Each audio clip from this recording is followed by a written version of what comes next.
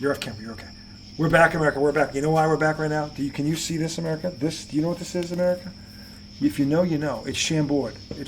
I was like, I ran out of the blue curacao. My to be true. He suggests Chambord. I'm not even thinking Chambord. Of course, the gummies have kicked in, to be fair. But still, this all old bartenders here. Great call by Law. And I'm like, put in there? I don't have Chambord. Like, wait a minute. I think I might have Chambord. He looks down. I look down. Here we go. Oh, this stuff is wonderful. Yeah, it's just wonderful. It's fair.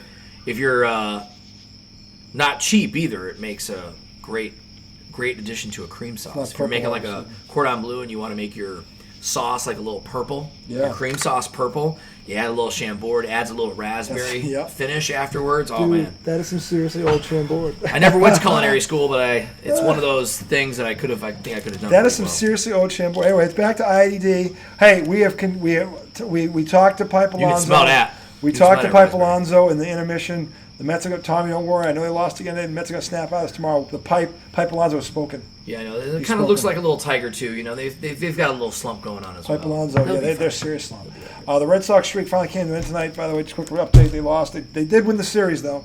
We didn't think they'd sweep them 2 or 3. They had a chance tonight. The guy from the Dodgers came in. This guy, May. Awful. Yeah. Sucks. Terrible. Didn't get out of the 4th inning. Wow. He was lucky it wasn't worse. So, look, first game, he's from L.A. He's not used to Boston yet. I'll give him a pass this time. And they weren't going to – I didn't think they were going to sweep him anyway. But somehow they were down 3-2, and then guy hit one over the monster and ended it like in the 8th inning. So, the streak came to him, but, hey, when we last saw you, they weren't where they are now. Right. I mean, they're the hottest team in baseball. They have the best record since the All-Star break. They have the best record since the Roman Empire was pulled up. And that was back in June. So they're leading the wild card by 2.5 over the Yankees. They've got they're already in, but they've got a 4-game lead over the bottom one. So and they're 3 games back at Toronto for the division lead. Mm-hmm. And so to tell me that if you told me when the season started, hey, they're going to trade Rafael Devers. This is before I knew what was going on with Rafael Devers. Yeah. But if you told me this season, they're going to trade Rafael Devers, and in August they're going to be where they are, I wouldn't have believed you. And the Roman Empire got extended. I didn't know, they extended him. They didn't fuck around with that one. That was 8 years. They said, very anti-Jerry-like, wouldn't you say? Yeah, it is. Very anti-Jerry-like. And by the way, that's what segment 2 is. NFL training camp. Hey, we are into it. Games start this weekend, officially. I mean, they play. Yeah, all the games start. Yeah. Yep. And by the way, don't read into that. That was 1 game, 5 turnovers. What the fuck? Oh, yeah. Don't read it. That was 1 game. I think a lot of Lions fans, when I was up there last week and everybody was like, look, we get it. It's preseason, but that's our second team, so it doesn't give them a lot of hope on depth. I would lose no sleep over this. Yeah, San Diego's acting like they won the fucking Super Bowl. Trey Lance looks great. You guys are such. I tell you what. And I generally like the Chargers. I kind of always had. I played Pop One football. We were the Franklin Chargers. I've always been a Chargers fan. But for them to sit there, every year, the Chargers they have so much talent and they always underachieve. They're like a big disappointment. They really are they're the definition of they're going to disappoint you. And by the way, I think you called that one of these years recently. You said nope, they're going to fall apart. They just disappoint late in the season. I don't know what it is with the San Diego Chargers. Well, the LA Chargers, where the fuck they are now. They'll always be San Diego to me. And by the way, I think part of this is because they pulled this shit. I've called them San Diego. They should have stayed in San Diego. They never should have left. They had a great fan base there. It's bullshit. Yep. But they're the definition of coulda, shoulda, woulda. Yeah. Honestly. So there were 3 or 4 years of my lifetime where I thought they had the best team from a talent perspective in the NFL. Well, like the 14-2 year. When the Pats went and beat them, and Brady had 3 picks in that game, and they still beat them. And they tried to play Marty ball and didn't work. And I mean, they had. And they fired Marty. Yeah, 14-2. Marty choke and puke is Marty choke and puke. Yeah, he choked in Kansas City too. Marty choke and puke is nothing but choke and puke. And he had a good squad in Kansas City, too. A loaded squad in Kansas City. Marty choke and puke is the definition. People forget they had Joe Montana. They had Marcus Allen in the backfield. Dude, they got the AFC title game. And they got bent over by Buffalo. Oh my god! Bent over. I mean, Buffalo's another one that Chiefs. Now Buffalo, that Buffalo team I thought was legit. Yeah, that was the first one that lost on. That team was great. That went to 4 in a row. It's the Giants were lucky to beat them. They beat them 2019, and the guy missed a 48-yarder. And that team I thought was the best team in football. Yeah, but that was really the 1 year I thought that about Buffalo. With the Chargers, there have been 3 or 4 years where I looked at that roster, that's the best team in football on paper. Yeah. And they never get close. They never really. In the Super Bowl they did go to, they got bent absolutely over. creamed. Yeah, Deion Sanders and Jerry Rice with one arm scored 3 touchdowns. You remember he separated his shoulder in the first quarter, and he still scored 3 touchdowns. And they tell the story. Jerry Rice goes, "I remember Deion coming and goes, man, you're better than everybody in the world with one arm." Mm-hmm. That's what Deion said to Rice, and then Rice goes out and catches 3 touchdowns. That was the 1 year Deion played for them too, right? The Cowboys. And he won, and he won a ring. And then he won a ring the next year with the Cowboys because they beat the Steelers. Back to back. Crazy, man. So anyway, but the Chargers are that team. So, am I? That's why I don't know. Like, they win this first exhibition game. It's basically his point. The backups for the Lions. Yep. They've got 2 new coordinators. What were people expecting? Right. What were you looking at? Were you expecting the 07 Patriots, perhaps? What the fuck were you expecting them to look like out of the gate in the first? Nothing. They'll be fine. They weren't. But they're not going to show you anything either. No. Nobody does. So if some team happens to turn the ball over 5 times with a bunch of guys that'll be bagging groceries in a week, they're just seeing what they got. Yeah, they're starting Hendon Hooker on Friday. This is all about trimming. You know what this first game is about? It's all about trimming down the roster. Yep. 20 guys got cut after that game on both sides. Who do you guys play this week? The Commanders. Oh, the Commanders, the fight. And here's the thing, they had a fight today. We talk about this. Braves gets into the mix trying to break it up. He gets a fucking good one right here. I think and had to get ice on everything. And Braves loved it. And the team loved that he jumped in. You heard the fucking guys at the practice talking about it. And from what I was told, Drake May, at least for today, outperformed Mr. Jaden Daniels in practice. He was the better quarterback today on the field. That's what everybody said. The Patriots won the scrimmage today. For what that's worth. Again, but here's the thing. Ones are going against the ones in these. Yeah. Because it's practice. Because they're not going to play Friday night. They're playing the ones against the ones. Yep. That's the thing. And that's why it is significant. Because you're not going to see that Friday night. You won't see the ones on the ones Friday night. They're starting the third stringer. Hendon Hooker is starting, and then they'll play Kyle Allen. The Patriots aren't starting anyway. He stunk it up in the first. But again, this is not. Drake May might come in and hand the ball up 3 times and then go sit down. That might be the extent of it. Yep. It may be. I remember Belichick would do that with Brady. I was like, what's the point of that? Like, Brady would come out. It was always the first exhibition game, right? Brady starts the game, like, why? He comes out. He hands the ball 3 times in a row. They punt. He goes and sits down. Never comes back in the game. Right. What is the point? It was just so people could see him play and people could take pictures. Well, have him throw a fucking pass. It doesn't count. Yeah, right. If you're going to do that, you know what? Hey, Wes, just go. Just go. Right. Just cut and then go. Just go. I mean, so I don't get it. Don't play him at all. To me, I don't know what 3 reps in front of however 30,000, because half the crowd shows up at the exhibition season. The kids, they'll never get the tickets. Their friends give them to them. They'll never give them a real game, but they'll give them these. And they're just like, oh, wow, the Pats. Like, that ain't the Pats. That's a bunch of fucking real estate salesmen and car salesmen. That's all the plumbers and the guys that say they said play basketball. Yeah, that's all those guys. The plumbers and electricians. But they don't care because kids don't know the difference. It's all about the kids, right? You need to go see the Patriots. Yeah, absolutely. My father tried to pull that with me and my brothers, and we're like, this game doesn't count. Yeah, doesn't count. Doesn't count. Now, he always got tickets anyway because... It's an evaluator game. He always got tickets anyway because his best friend played for the Patriots back in the 60s, Bobby Capadonna. Bobby played at Notre Dame. Yeah. But Game 3, Game 4 in the preseason... Game 3. They're a lot of fun to watch because these are the end of the guys... you will see one half. Yeah, some of the guys are really trying to make the squad. You know what I mean? They're on the fringe, and those are kind of always really good stories. Final cuts. Things to see. Yep, this is going from 70 to 55 because you have 8 on reserve. Yeah, they'll make first cuts next week, right? After this game, After this game, there will be some cuts. Yeah, they're all at like a roster of 100 right now. Between the first and second game, they'll get from 100 to 70. I wonder who's playing for the Falcons on Friday because. I would imagine Cousins probably gets a couple reps. We know Penix will get a couple. The only guy that I think might play in preseason is McCarty in Minnesota because he has not. He's not had a good camp. Well, he hasn't had a single professional down. Nope. So I would think I saw a meme this week. I might have sent it to you where it was like, they're like he's having a rough camp, and then somebody commented and says, Have they just tried handing it off every down? Because that's kind of what he did at Michigan when they were up big in a lot of games. He would just hand it off. Remember when they did it at Penn State? They never threw a pass in the second half. But it wasn't like he couldn't throw the ball at all.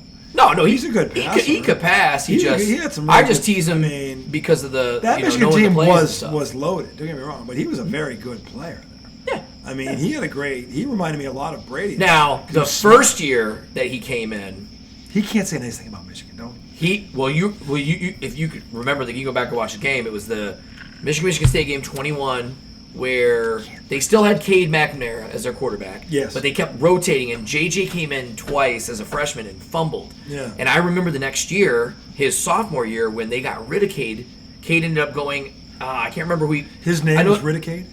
Cade McNamara. He played for Iowa last 2 years. Oh, Cade McNamara. But he could never stay healthy. And then I can't remember who he played, maybe Northern Illinois or something like that. That's big piping. But anyway, I remember thinking to myself, wow, Cade has got a good arm. Like, I thought he was a pretty accurate passer. Surprised they moved on from him for J.J. McCarthy. But J.J. played fine that next year. He had some big games. And he had some good games. There were some games where he had to be the man. He was. I'm telling you, I'm. When you know excited. the other team's plays, it's easy, you know. That's not true. You know, it's easy. That's why we're disappointed. It doesn't. You've heard the saying.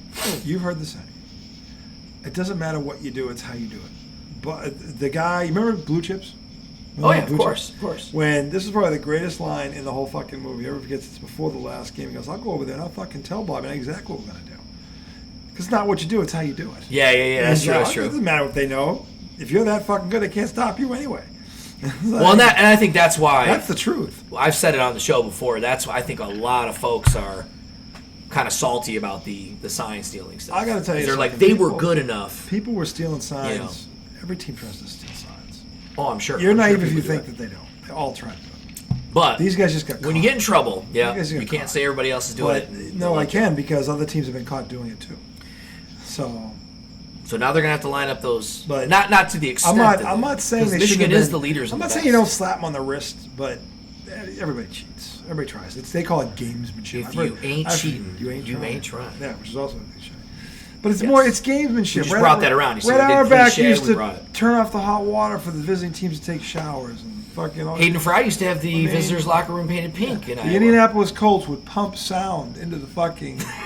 That's the most egregious thing. What you guys used to do in the Garden? You turned up the heat in the summer. Well, they had no AC anyway. They had no AC. They just would close the windows. They would close the windows. Yeah. There's no air coming in here. No. You're gonna fucking melt in it. Oh. Yeah. Dude, that was probably. I gotta tell you, I'm being biased here, but when I think about the conditions in that building, I played in that building, so I can speak to it. The floor had dead spots too. It was fucked up. Oh yeah. But the thing is, to play in those conditions. Game 5 of the '84 finals to me is Larry Bird's greatest game.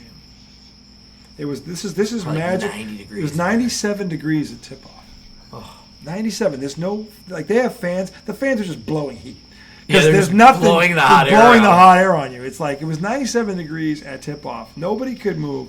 This is Magic and Kareem in their prime, and Worthy, and this is the Lakers. And that game and Michael Cooper, who's one of the greatest players you'll ever hear. He's a Hall of Famer because of that. Mm-hmm. Larry Bird in that game scores 34 points, has 17 rebounds. He shoots 15 of 20. From the line? No, from the floor? From the floor. Oh, my God. Against the Lakers in that heat. Like, that might be the greatest performance I've ever seen, given who the opponent was. And the scenario. And the defensive guy. Do you remember a few years back when San Antonio Spurs, the AC went out? And it was a playoff game. It was probably 5 or 6 years ago, I feel like. Mm-hmm. But it was like 96 in the gym, and they're all just dying and sweating. It's like, man, they just did that. That was regular in the 80s. Oh, yeah. That's crazy. Yeah, they did. But this is against that team, that Laker team, which to me one of the greatest teams, 3 or 4 greatest teams that ever lived. The run they had, Dynasty years, I put them that high, at least in my lifetime. But the thing is, for Bird to do that against Magic and Kareem and Worthy and Michael Cooper, that team in that heat, you're fucking kidding me. And Kareem's got an oxygen mask on. He can't. Magic and Kareem, everybody's top 10, they're both in the top 5 usually somewhere. Right. Think about this, friend. No one ever thinks about this. 2 of the 5 greatest players ever were teammates. Man, think about that for a second. What other sport? Maybe football when Montana and Rice. Maybe then them. But that's they had a whole bunch of good players. But those two were arguably, because Rice is still the greatest receiver ever. Until Brady came along, Montana was considered by many a lot of people, the greatest quarterback ever. Yeah. So as football players go, they're both still in the top 5. Oh yeah. Because Rice is the GOAT of receivers, and Montana's the second best quarterback behind Brady, I believe, ever. Yeah. So other than them, 4 rings. They won 4. And they went back to back. But him and Rice, they were ridiculous. Yeah. When they beat Denver with Elway 55-10, Montana and Rice that day were on another planet. They were on another planet. They were on another planet.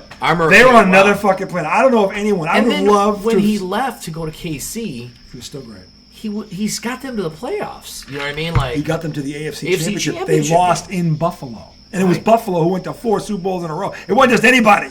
Yeah. The point is that the Lakers have 2 of the 5 greatest players ever, and most people would agree with me.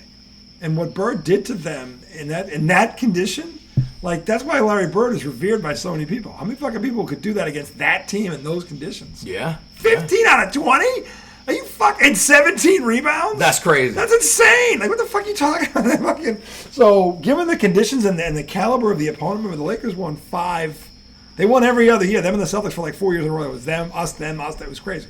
They won 5 in 9 years. Like, they were the Patriots. They were. So, I mean, until the Bulls came along, they were the Patriots. Yeah. So, like, the thing is, the Bulls didn't have a team like the Celtics on the other side with Bird, Parrish, and McHale. They had there was 2 great dynasties in the same decade in the same sport. And how often do you see that? To be fair, the Bulls, when they beat the Lakers, it was like no Kareem, Vlade, no Kareem. No one's going to tell me Vlade. Yeah, this isn't the same team. Right, it was that Byron squad. Scott wasn't there anymore. There was nothing. He might have still been there, but he was older, and AC Green. But then they ended up leaving. Byron Scott played for somebody else, and I can't remember who it was. Vlade Divac is not Kareem Abdul-Jabbar. No. He's not half of Kareem Abdul-Jabbar. Literally, if you look at the stats. And I remember that team won the first game in Chicago. They hit Sam Perkins hit the game winner. And they lost 4 in a row. And they lost 4 in a row. I mean, so look. Bulls became the Bulls. The Bulls became the Bulls, but that wasn't the Laker team that I know or that he knows. No. Not the one that beat the Celtics, the Pistons, and Dr. J and Moses. They beat a loaded Sixers team, too. The Sixers beat them back. All these teams beat them back. But they were always battling. Now, again, the West, other than Portland and Houston for those 2 teams, there was nobody else in the West that was really any good. No. I'll be honest. The East was loaded. The East had 3 different teams win the championship in the 80s, and the Celtics were a dynasty. And the Lakers were a dynasty. And the Sixers won in 83 and the Pistons won in 89. Pistons, right. And because the Pistons won the first one in 90, they went in 89 90. So think about that decade. I mean, my God, the Celtics beat Bird beats Olajuwon in the final 86. How great is 80 Olajuwon? to 90 was, man. 80 to 90 you could argue. That decade is the greatest decade. Yeah, you could argue that's the greatest decade. Michael Jordan is flying around. Dominique, Dr. J.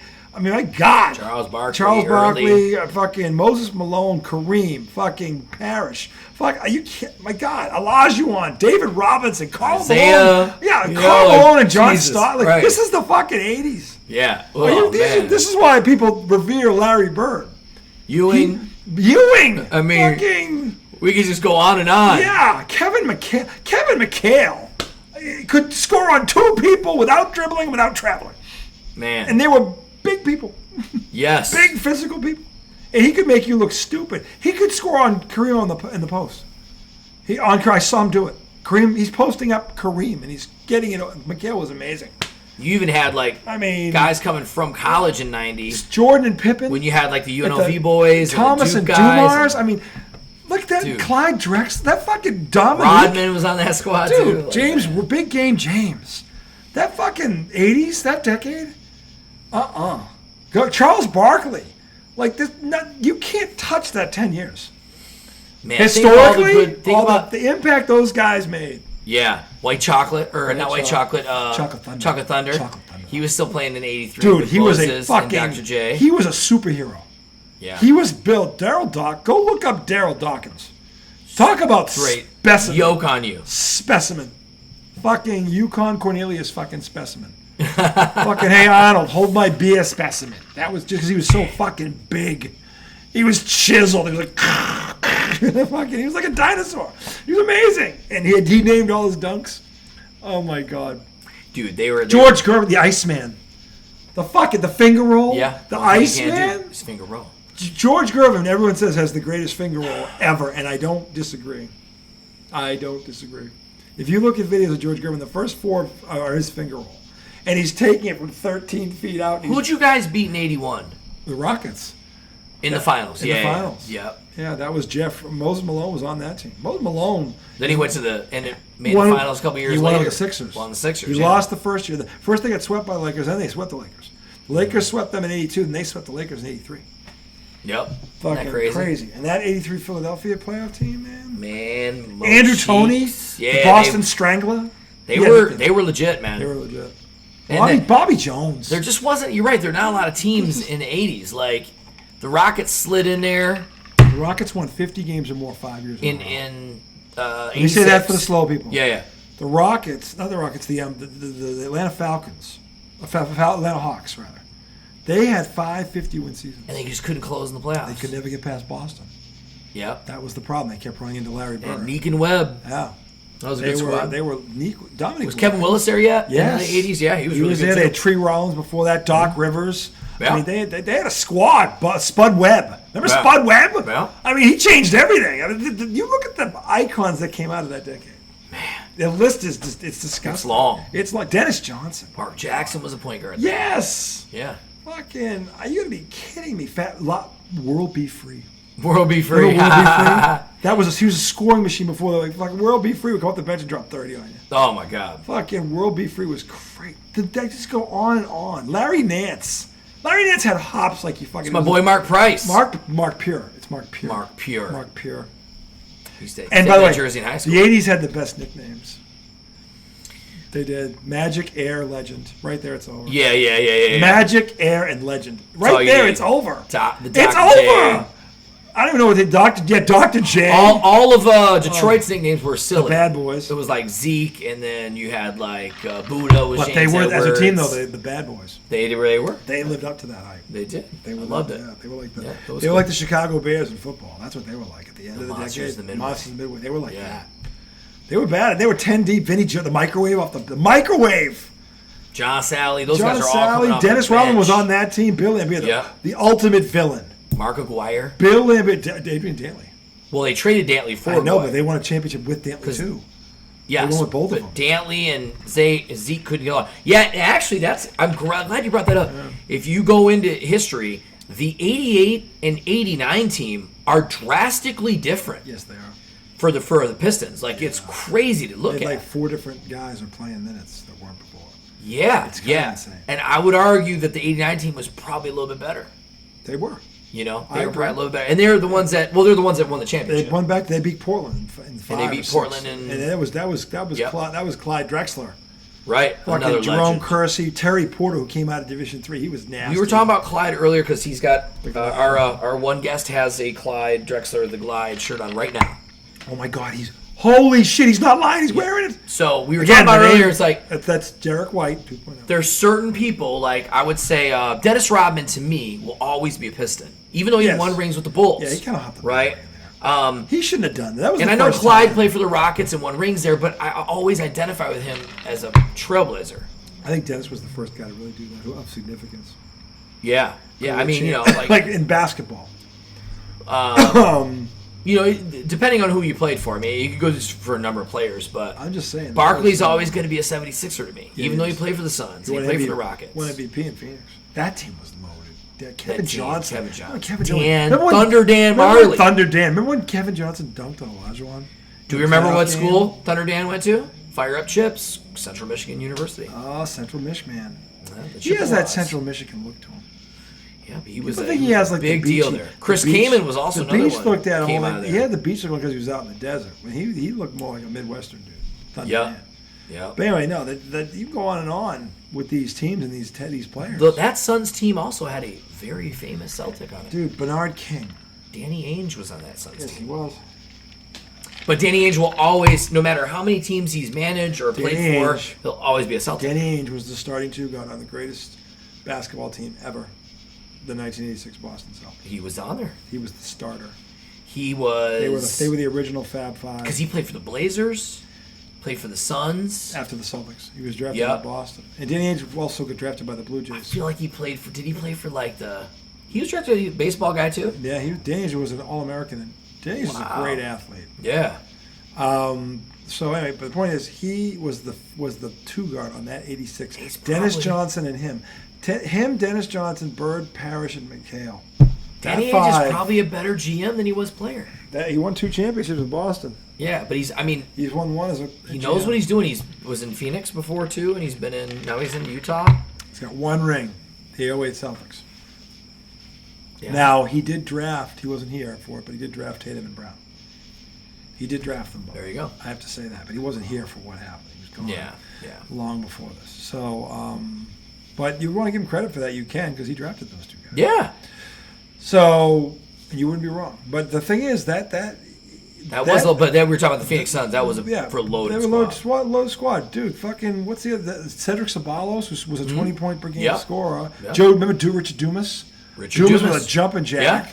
They were loaded. Oliver Miller, like they from Arkansas. From Arkansas, yeah. Big fat old Oliver Miller. Fat old Ollie.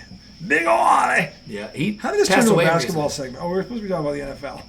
Well, we were talking about preseason. There's not a lot to talk about. I mean, there is, because there was a fight today in Foxborough. Well, you had the fight, yeah. And Mr. Vrabel got up and everybody's still not injured in Detroit, so that's good. That's good news, right? And Miami hasn't played yet, so I don't know what the hell to think about them. I just want to downplay the fucking the Chargers are going to the Super Bowl now because they bent over the backups for the Detroit Lions. I just want to quell that crap right now. If you think for a second if those 2 matched up in Week 1, you'd see that outcome. No. They just didn't have a good. It just sucked to be on national TV. You fumble the opening kickoff, and then they give them a touchdown, and they throw a pick, and it's just like, I know it's the second guys, but it's all too familiar. It was for Lions fans. It was Scrub City, and you know. Yeah. Oh yeah, I mean, I'm not super concerned right now. I wouldn't even sweat that. I heard now he, to be fair, he did not panic, but this week on the radio I heard a couple of Detroit Lions fans talking, and they were panicking. And I was laughing. That SOL, that same old Lions shit it's real. A lot of people want to say B&L, call it brand new Lions. I would be willing. But SOL is so ingrained in everybody's brain. It's like, oh, here we go. I would be willing coming. to bet, at least in my lifetime, and I'm 52 now. Yeah. That no Super Bowl champion started their season blowing somebody out in the first game of the preseason. Oh, right. I would bet that. You'd have to go back and look. You're probably right. I would bet, at least in my lifetime, I've never seen that happen. Yeah. I never saw the Patriots. So that's good news for the Chargers and the Lions. I can tell you this. My team won 6 Super Bowls in 18 years, which is the greatest run in NFL history since the Super Bowl era. Spoiled. Listen, none of those teams, and they went to 9 in 18 years. They went every other year for 18 fucking years. Isn't that crazy? That's insane. Okay, only the Celtics basketball team did something like this in that span of time. Point is, so what happened the other night is the worst indicator of anything that could possibly ring true in the regular season. If you're going to put your chips, push them in the table on the LA Chargers, I've got a fucking bridge. I got a bridge to sell you. You're not doing that. I got a bridge to sell you. That's a real tough conference now. I got a bridge to sell you. I don't care how good they are. That's a tough conference, brother. I got a river to sell you. You got KC, the Raiders, and Denver in that. And people are high on Bo Nix. They should be. Yeah. He had a great rookie year. Yeah, and he's had a great training camp from what I've read. So, Bo Nix right now, if it wasn't for fucking Jaden Daniels in Washington, people would be talking about Bo Nix. Yeah. The only reason they're not talking about Nix is because of what Jaden Daniels did. Apparently, Sean Payton loves him too. Make no mistake, Bo Nix had a great first season, and he looks better now. That is not an accident. If you saw him at Oregon, that fucking kid is a winner. Yeah, he was good. And Sean Payton is the perfect. If you're coming into the league, name me a better guy than him. I know Sean McVay's really good out in LA. I'm not just missing him. And he's younger. But Sean Payton, for me, if my kid was, I'd want him to go. Now, he's part of Tuna's tree. Yeah, he is. Parcells tree. Yeah. Tom Coughlin. Bill Belichick. That's the Parcells tree. That's all of them. Parcells tree didn't break. Bill Belichick's tree is the one that never got out of the ground. Yeah, it's weird. Bill Parcells has a tree. He does. I will say that for him. And his ego is what prevented him from being higher up on the. I still think he's one. There's a guy who passed away that was the Dolphins coach, and he was I think his offensive line coach in Dallas. I gotta look up his name. But he was a Parcells guy, and he was great. And a lot of people loved him, but he just couldn't win in Miami. Parcells' ego probably cost him 3 Super Bowls. Oh, I'm sure. Because I guarantee you, if he doesn't leave the Patriots, they eventually would have won a Super Bowl with Bledsoe in that group. That group was very young and very talented. And if Parcells had stayed with that team, they would have won a Super Bowl. Ben Coates, that Terry Glenn, the man genius. Yeah, well, Nick Saban, Curtis Martin was drafted by the Patriots. So is part of the. Well, that's a little. Let's see. What are you looking at? I'm looking at his coaching tree. Tony Sparano. I should have known it. Tony Soprano. Not Soprano. Tony Sparano. Not to be confused with Soprano. No, don't get that in your. He was the Dolphins do coach, but he was I think the offensive line coach for Dallas or whatever. He's part of that Parcells tree, but good motivator. Just couldn't win a lot of games. So listen. But Parcells got a lot of people, man. Jim Fossil. Point is, I am loving what I'm seeing out of the Patriots right now. Yeah. Everybody that's watched them says this whole organization looks different. That's good. And it's the scariest thing about them because Mike Vrabel was the most sought after coach in this offseason. He could have gone anywhere. He took a team with Ryan Tannehill to the fucking AFC Championship game. What fucking guy could do that? We had Derrick Henry too. That was easy. Yeah, well, he's gotten further with Derrick Henry than anybody else has. Derrick Henry hasn't gone any further with fucking Baltimore. No, but he's only been there, 2 years? 2 seasons? 2 full seasons. He's been a beast both seasons. But they haven't gone anywhere. You're right. They haven't had trouble getting past. He was closer with Vrabel. Yeah. That's the truth. Yeah. And by the way, that was with Tannehill, and he has Lamar Jackson now. I like that. How I would not be mad if Lamar gets there. Explain to me how Baltimore, with that backfield, hasn't won a Super Bowl. With him and Lamar. Oh, my goodness. It's on paper, it's the most talented backfield that I've ever seen. And you got a hell of a tight end, Mark Andrews. I'm just saying, look at those two alone. They're both in their prime. It's got to be defense. I've never seen a backfield like this. Yeah. How have they not won a Super Bowl in the last 2 years? Derrick Henry is so big. If Mike Vrabel had Lamar Jackson, the Titans would have won the Super Bowl. Oh, my God. They'd have won the Super Bowl. That's why Vrabel's so excited, because Drake May is far more talented than Ryan Tannehill ever was. Okay, Drake May had a very good rookie season under awful conditions. Yeah. I mean, he had arguably the worst setup for a rookie QB in the NFL last year. Mm-hmm. He came into the worst one. Okay, and he somehow got through that unscathed. And he looked today against Jaden Daniels, he was the better quarterback on the field today. Everybody was talking down there, saying he was more impressive than Jaden Daniels today. And they were going against the ones. So I know it's just one day, but I'm telling you right now, this kid is talented, and he understands the spot he is trying to fill. He's the fourth quarterback trying to replace Tom Brady. Mm-hmm. He understands what it means to be in that position on that team, that organization. Tom Brady is the standard. Talk about the toughest shoes to fill. Yeah. This is like the guy trying to play two-guard in Chicago after Michael Jordan retired. Good fucking luck. Yeah. Good fucking luck to you. Or the small forward in Boston when Larry hung him up. Yeah, right. Yeah, right. Okay. Yeah. Yep. The point guard in L.A. Has there been a point guard? Nick Van Exel from Magic to that? Yeah. Give me a break. They've never replaced Magic. They never replaced Jordan. They never replaced Bird. You can't replace people like that. No. You just can't. So if you tell me Mike Vrabel had a guy of that caliber or had his kind of talent, Drake May has a lot of what Lamar Jackson does. He's not as athletic, but he does a lot of what he does. And now he's like, if I can get him to be a pocket passer, which is what he would have done with Lamar Jackson, mm-hmm. It's like you watch them really unlock. But Lamar's fast. I mean, Lamar's the fastest quarterback this side of Michael Vick I've ever seen. Yeah. Michael Vick is probably the fastest. He's like the more accurate Michael Vick. Yeah, Michael Vick might be the fastest quarterback ever. Michael Vick is one of the most electrifying players I've ever watched. He was awesome.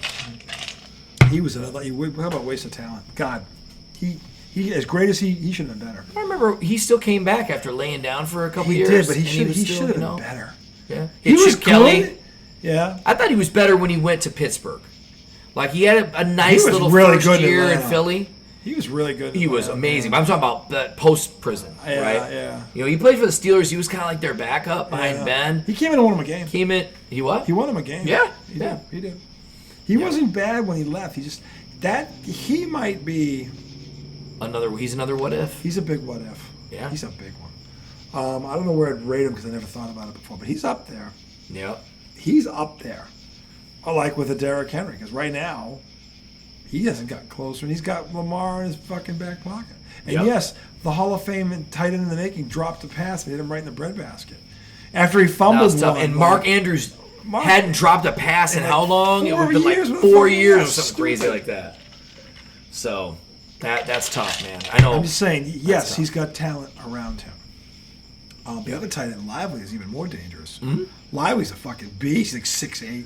Yeah. Have you seen this kid? Yeah. I don't understand why they don't throw to him more.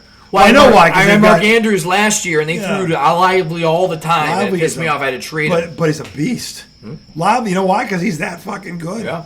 They rotated him a lot. They probably have the best tight end combination in the NFL. Yeah. I would argue it's them. I mean, that's pretty good. The two of them together. I'd argue that's like potentially Gronk and Hernandez. If Aaron Hernandez had fucking fucked his life up. Gronk and Hernandez went to a Super Bowl together. But then Hernandez fucking got all fucked up. Man just got paid and then got all fucked up. Yeah. So that's the biggest what if, Gronk and him. But these two together could be, It could be sick. It could be like that. It could be like Gronk and Hernandez. Running through my mind right now, like, where's the other tight ends? And I can't think of a duo tight end. Not a duo. I mean, there are teams that got one, no doubt. Yeah. But two like that? Oh, man. No. Just no. So anyway, we'll take a break. Segment 3. We're going to come back. We're going to talk 10 most overrated players in the history of the NFL. We've got some selections that don't think for a second Derek 2.0 is not paying attention because he is America. Segment 3 coming right up.